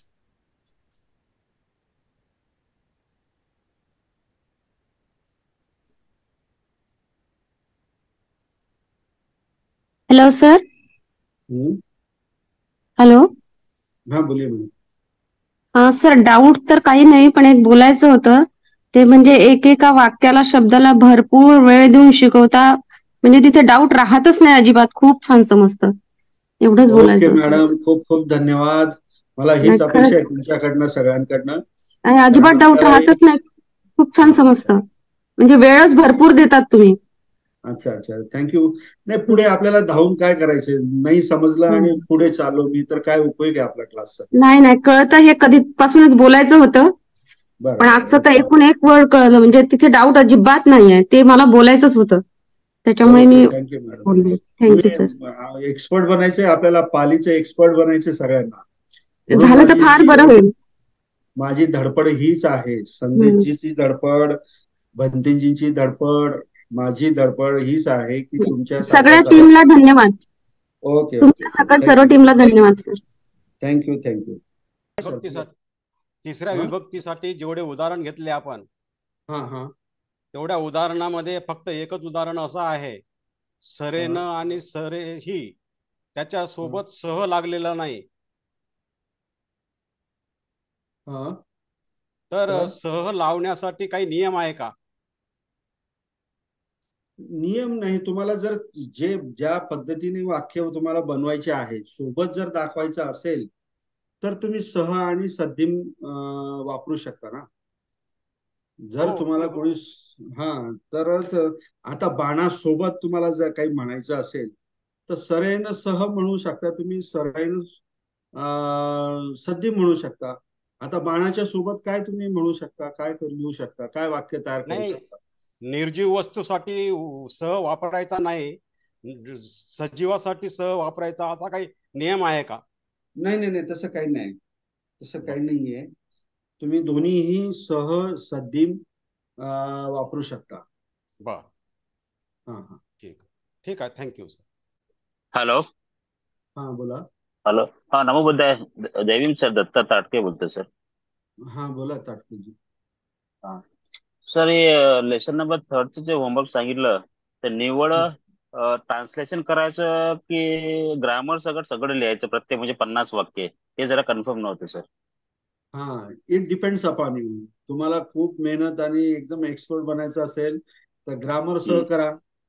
म्हणजे मग बरं तुमचं चुकणार नाही.